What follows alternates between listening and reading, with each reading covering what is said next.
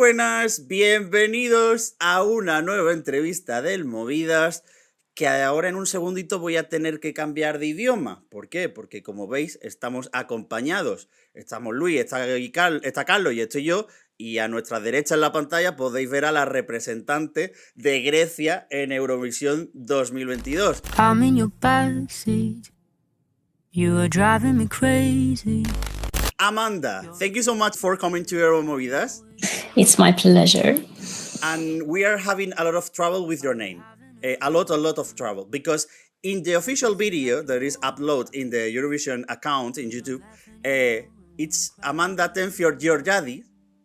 But if you go to the Eurovision website, it's Amanda Georgiadi Tenfjord. How we should refer to you? That's a good question.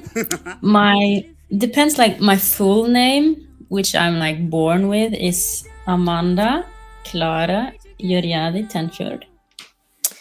That's me. But I've always had just Amanda Tenfjord as my artistic name. Mm-hmm. So I don't know the reason why they're like putting but it's Georgiadi Tenfjord. That's the right. Yeah.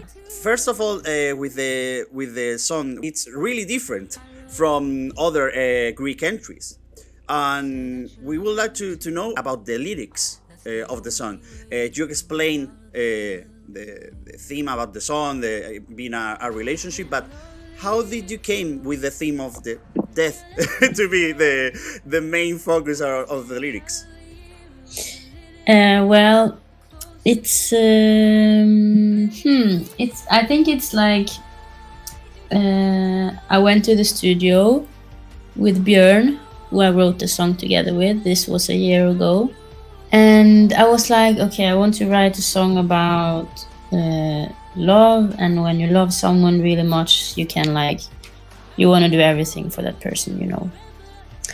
And then I thought of the metaphor of like die together, which is kind of huge and scary, and yeah.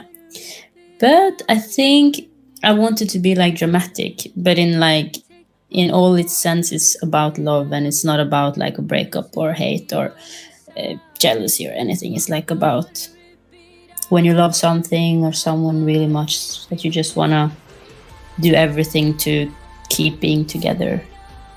Yeah, that's the thought of it.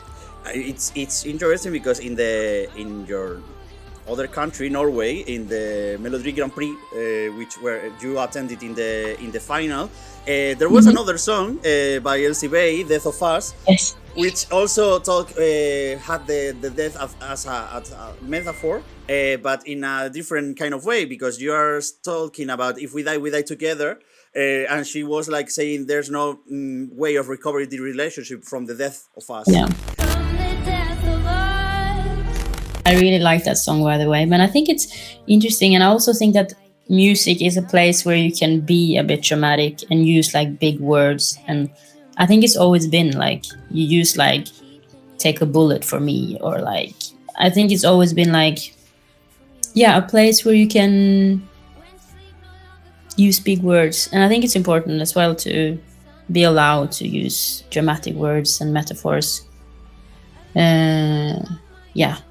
I want to ask you about the pre-selection method of the Greek television this year. You competed with another artist to get the place in Eurovision. And I want to ask you about the feelings when you notice that it's real. I'm gonna represent Greece in Eurovision. What did you feel in that moment?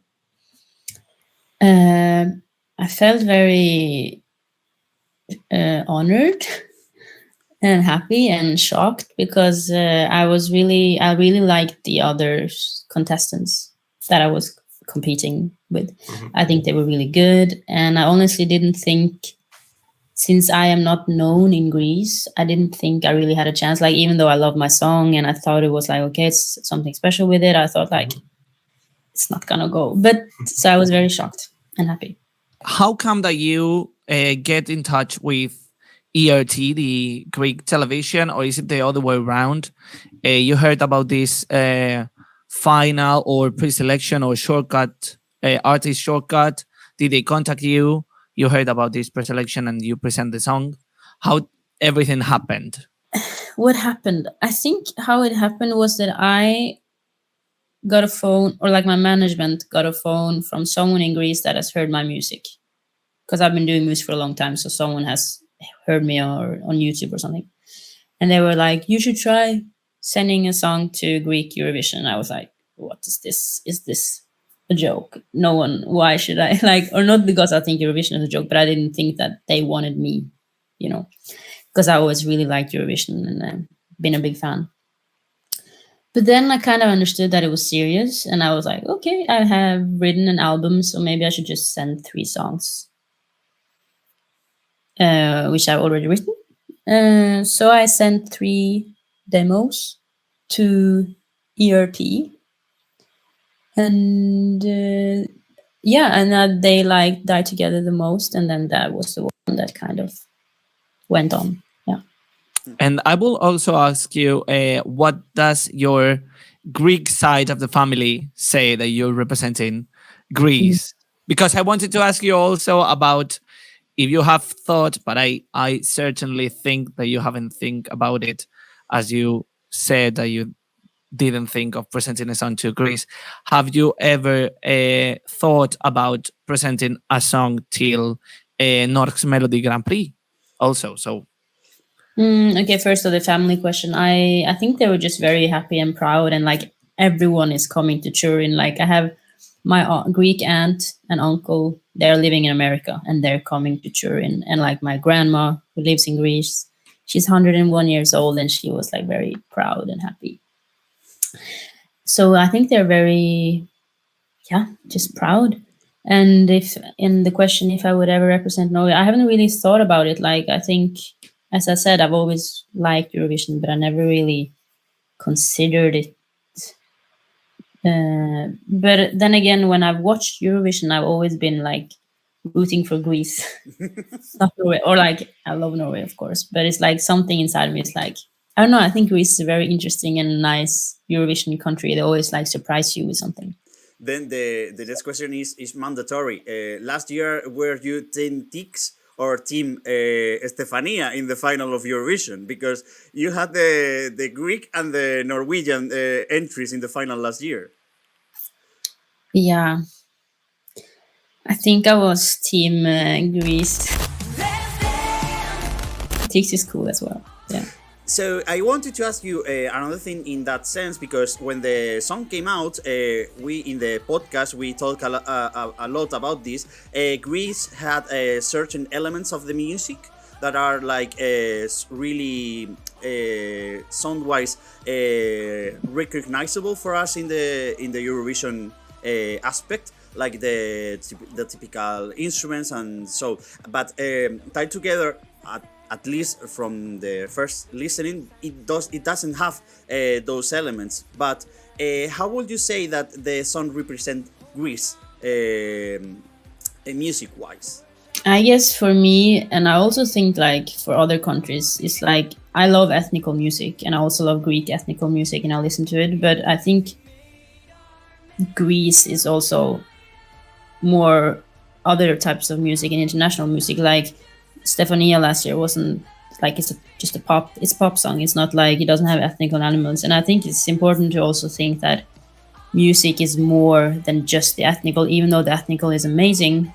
I think, for example, Norway, it's not like we only listen to violins and those kind of music. We listen to all kinds of pop, and rock and everything. And I think it would be very stereotypical to like only send bouzouki every single year, even though bouzouki is amazing. I think it's cool to show different types of,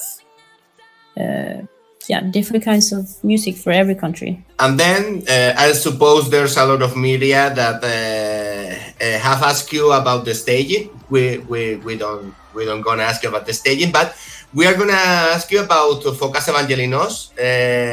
He was our stage designer in 2019, and it's like a god in Greece and Eurovision. And I want to ask you about your feelings working with him, and telling a little bit about their Eurovision knowledge working with Focus. Yeah, I think I love Focus. He's like, from the first second we met, it was very like a good match. I could feel that we were like friends from the first time we met. And I think I really like to work with him because he sees me and he kind of he sees how I move and how I sing, and he works something out of that. And he doesn't just like, okay, I've decided that you're going to do this, but we're together in the room. We decide together. Like it's like we work as a team. It's not like he's just telling me what to do. And I think that's important because I like having a bit of control myself as well. But yeah, he's very good and he's very patient and professional. And I think it's gonna be nice.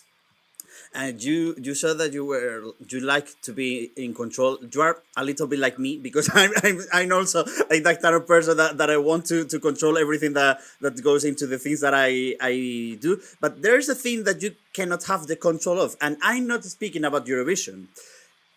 Doing a little bit of Wikipedia research, before becoming a musician, you were studying. You were a medical student. Are you thinking about coming back to those studies to end the degree? Are any plans at all?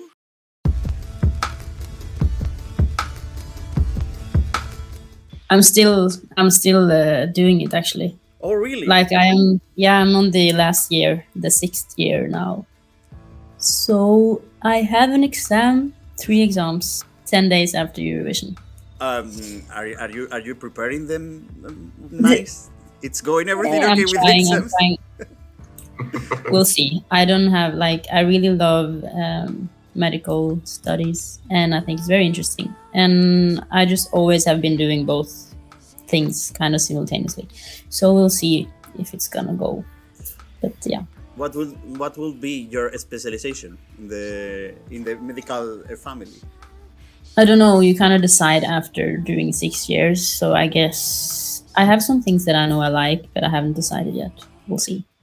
And I just remember that in the Austria entry this year, they talk about Socrates. Philosophers like Socrates. Any thoughts about it? Because they are coming for your gig. They are going for your Hercules, They're Socrates. taking our philosophers. No, I guess Socrates is like a star, and he's also like he has been in Eurovision before, you know, Socrates Superstar.